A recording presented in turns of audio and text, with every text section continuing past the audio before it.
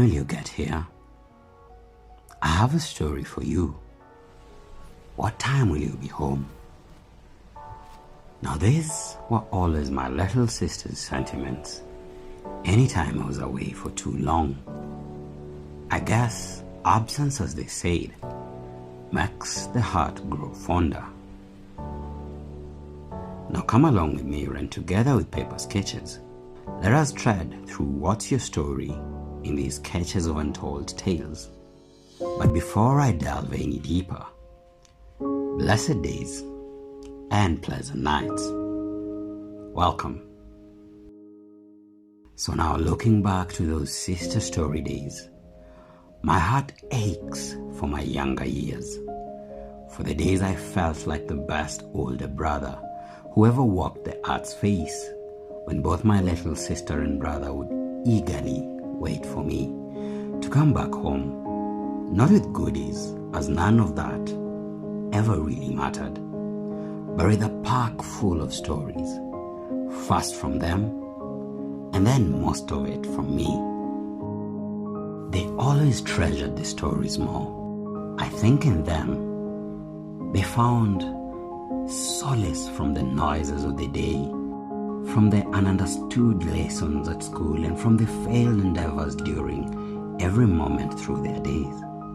Not to forget the unending truck and car honks in traffic that still rang and failed noises through their minds and ears. Now, being the older brother they always looked up to, I always tried my best not to disappoint. I'm sure most times, however, I failed terribly, as truth be told, I've never been so blessed at fiction, though I guess with practice did I perfect it. As I am seated here on this floor, thank God for new age puffy carpets, my mind goes back in time as I remember always crouching around my uncle's feet to hear tales and narrations, the same which I never got a grandpa to narrate.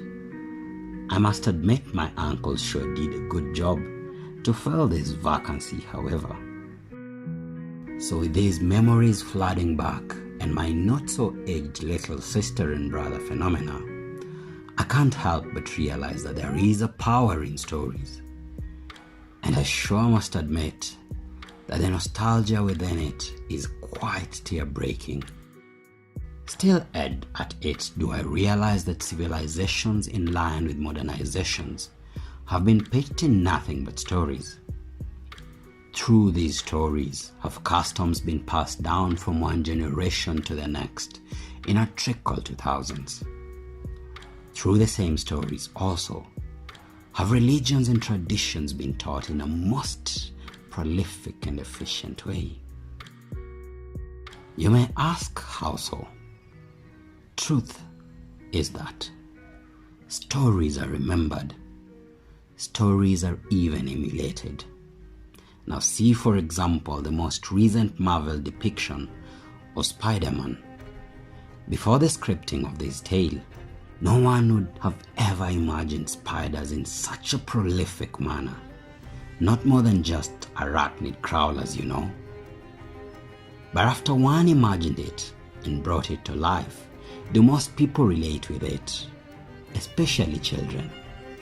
Now, in a world full of unbelief, they grow to imagine and even believe that someone previously less known and unnoticed can grow into the most important and sought after individual, changing society and making it a better place. The same Marvel mastermind goes on to elicit a desire for more heroes who not only individually do exploits, but also exceed expectations when they come together, telling us as a society in turn that we each are individually blessed, but it is not until we all come together that we can then bring out amazing results. Now you see, my dear trader, with this same mindset do I realize that each of us has a story. No matter how short and terse we may deem it, it still remains a story, one that can impact and transform thousands of generations to come.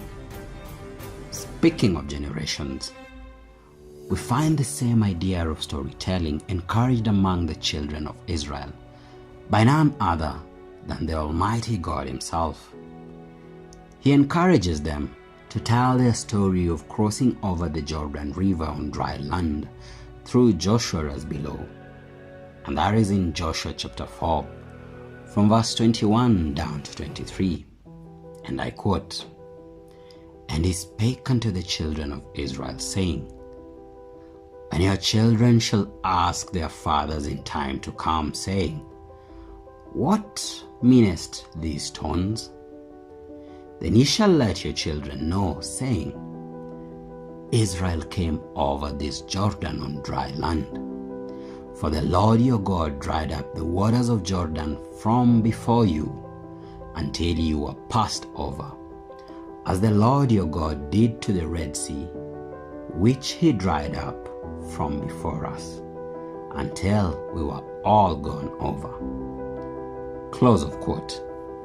Now, thinking back on my little sister and brothers yearning to tell and hear stories, do I realize that we all have a story that needs not only to be heard, but also to be shared. However shallow and sketchy it may seem, however terse, however inconveniencing, and however unimaginative, and even however gross it may sound, share your story. Because in that same story lays not only mere words and the shadow of the sketches of you, but in it lays a whole inspiration and thread for generations to come. As you hence ponder about sharing your story, or not that is, please remember that it is in our brokenness that our pieces fall back into a better shape. But unless we find the gold and the heat with which to piece them back together, then they remain just that, broken pieces. So with these words shared, please feel free to share your stories in my social media pages inboxes of both Facebook and Instagram through the links shared in the description box below. So now, let us share your story and my story in the coming few weeks, and together with Pepasketches, let us transform the world ahead through the sketches of our untold tales.